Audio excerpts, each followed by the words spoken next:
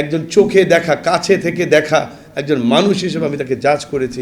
আলহামদুলিল্লাহ আমি তাকে পরিপূর্ণ একজন মানুষ হিসেবে পেয়েছি। আর দাড়িটা সুন্দর শুধু সেই আমল করেন না, তিনি একটা কালো পাগড়ি পরতে শুধু সেই আমল করেন না, তার সুরটাকে নকল করে সেই আমল করেন না, বরং আল্লামা সাঈদী যে আদর্শ বাস্তবায়নের জন্য জীবনের এতগুলি বছর তিনি কষ্ট করেছেন, আল্লাহর রাস্তায় আপনারা সেই আমলটাকে অনুসরণ করেন। সব ছেড়ে দিয়ে আপনি নিজে ভিন্ন একটি দল গঠন করেন আর আপনি ঘোষণা দেন যে জামাত ইসলামী আসলে ইসলামী আন্দোলন করে না। তিনি বলেছিলেন যে আমি তো সেই ইব্রাহিমের উত্তরসূরি যিনি কিনা আগুনে ঝাঁপ দিলে তার মৃত্যু হবে জানার পরেও আল্লাহর উপরে তাওয়াক্কুল করে আগুনে ঝাঁপ দিয়েছিলেন। আমি সেই ইব্রাহিমের উত্তরসূরি। সেটা আমাকে কোনো প্রস্তাব দিয়ে ইসলামী আন্দোলন থেকে আমাকে সরাতে পারবেন না। এরপর আব্বার আগে 4 জনকে তারা গ্রেপ্তার করেছিল যুদ্ধাপরাধ মামলা ট্রাইব্যুনালে। নিজামী সাহেব, মুজাহিদ সাহেব, কাদের মোল্লা সাহেব এবং কামরুজ্জামান সাহেব। আব্বা ছিলেন 5 নম্বরে, কিন্তু আব্বা যেহেতু প্রস্তাবে মানেন নাই, আব্বাকে তারা নিয়ে 1 নম্বরে তার বিচার প্রক্রিয়া শুরু করেছিল এবং ফাঁসিও তারা দিতে চেয়েছিল 1 নম্বরে। কিন্তু আল্লাহ তাআলার কি ইচ্ছা, ওমাকারু ওমাকারাল্লাহ আল্লাহু খায়রুল মাকিরিন। স্কাইপ কেলেঙ্কারির কথা মনে আছে? ওই কুলাঙ্গার বিচারপতি নিজামুল হক নাসিম জাসদের এক নেতার সঙ্গে বেলজিয়ামে যে ফোনে কথাবার্তা বলে আল্লামা সাঈদীর বিচার, চার্জশিট, সমস্ত আদেশ, এমনকি রায় লিখে নিয়ে আসছিল, তা ফাঁস হয়ে গিয়েছিল। কলম সৈনিক, বাংলাদেশের গর্ব মাহমুদুর রহমান, দৈনিক আমার দেশ পত্রিকার সম্মানিত সম্পাদক মাহমুদুর রহমান সাহেব পত্রিকায় 5 দিন ব্যাপী তা প্রকাশ করেছিলেন। মনে আছে না তাদের? এই কারণে তারা আল্লামা সাঈদীর ফাঁসির রায়টা আগে দিতে পারেনি। তো আল্লামা সাঈদী এমন একটি সময়ে এই উত্তপ্ত ময়দানে এসেছিলেন যখন আজকে আমার সামনে এতগুলি ক্যামেরা, এত সোশ্যাল মিডিয়া, তখন কিছুই ছিল না। কিন্তু আল্লামা সাঈদীর কোনো একটি প্রোগ্রামে লক্ষ মানুষের নিচে কোনো মানুষের উপস্থিতিও ছিল না। মাহফিলে মানুষ জায়গা দিতে পারতো না, কারণ তিনি কোরআন বিল কোরআন, কোরআন দিয়ে কোরআনের তাফসীর করেছেন। কোনো কিচ্ছা কাহিনী করেননি, গল্প গুজব করে সময় নষ্ট করেননি। আপনাদের জানা আছে কিনা আমি জানি না, 1989 সালে এরশাদ যখন সরকারে, আল্লামা সাঈদী সম্ভবত বাংলাদেশের একমাত্র ব্যক্তি, আবারও বলছি, বাংলাদেশের সম্ভবত আল্লামা সাঈদী একমাত্র ব্যক্তি যে একজন ব্যক্তির বিরুদ্ধে বাংলাদেশে 144 ধারা জারি হয়েছিল 64 বার। 64 বার আল্লামা সাঈদীকে ঠেকানোর জন্য ওই এরশাদ, স্বৈরাচারী এরশাদ তখন ক্ষমতায় ছিল, আব্বার সমস্ত তাফসীর মাহফিল বন্ধ করার জন্য 144 ধারা জারি করেছিল আওয়ামী লীগের সহযোগিতায়।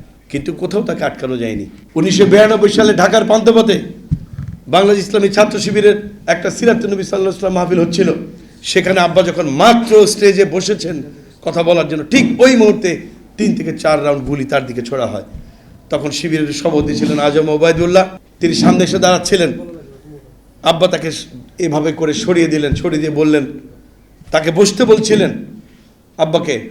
তখন আব্বা বললেন, আমি যদি বসে যাই তাহলে বুলেটটা কার সিনায় ঢুকবে? আমি দাঁড়াবো, আমার সিনায় বুকে ঢুকবে, আমার সিনার ভিতরে বুলেট ঢুকবে, শিবিরের কোনো নেতাকর্মীর মধ্যে আমি বুলেট ঢুকতে দেবো না। তিনি এরকম একটা অসম সাহসী মানুষ ছিলেন। আমার ওই যে সম্মানিত লেখক বলেছেন, এর আগে আমার আনোয়ার ভাই বলেছেন, ওই নরসিংদীতে প্রোগ্রামে গেছেন। শুধু তাই না, সারা বাংলাদেশে 144 জেলা যত জায়গায় জারি হয়েছে, এমন একটি জায়গা ছিল না যেখানে আল্লামা সাঈদী যাননি। প্রত্যেকটি জায়গায় চ্যালেঞ্জ হিসেবে নিয়ে তিনি গেছেন, প্রোগ্রামও করেছেন। আলহামদুলিল্লাহ।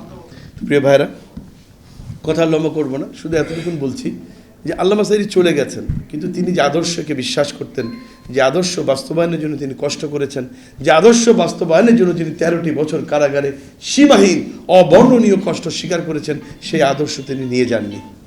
সে আদর্শ আছে না? আছে।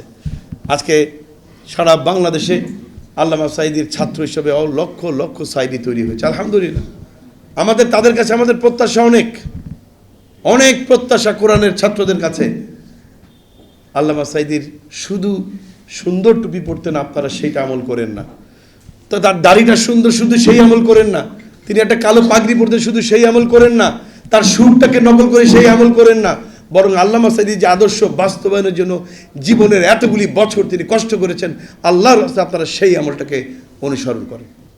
এই আমার সম্মানিত লেখক ইঞ্জিনিয়ার মাইনুদ্দিন আহমেদ সাহেব, তিনি যে কষ্ট করে একটা ভিন্ন পেশার মানুষ হওয়ার পরেও তিনি আল্লামা সাঈদীকে যেভাবে দেখেছেন, যেটা ফুটিয়ে চলার চেষ্টা তিনি করেছেন, এই জন্য আমি ব্যক্তিগতভাবে আমার পরিবারের পক্ষ থেকে এবং 18 কোটি কোরআন প্রেমিক মানুষের পক্ষ থেকে আপনাকে ধন্যবাদ জানাচ্ছি, কৃতজ্ঞতা জানাচ্ছি। আপনি লিখেছেন, আমি তো বিশ্বাস করি এরকম 1-2টি নয়, অসংখ্য বই আর অসংখ্য ঘন্টাও যদি আলোচনা করা হয় আল্লামা সাঈদীর জীবন আদর্শ আলোচনা করে লিখে শেষ করা যাবে না। আমি তার সন্তান হিসাবে বলছি না, ওই যে শুরুতে বলেছি একজন চোখে দেখা, কাছে থেকে দেখা একজন মানুষ হিসেবে আমি তাকে জাজ করেছি। আলহামদুলিল্লাহ আমি তাকে পরিপূর্ণ একজন মানুষ হিসেবে পেয়েছি। প্রিয় ভাইরা, আল্লাহ তাআলা আমাদের এই আজকের চেষ্টাকে কবুল করেন।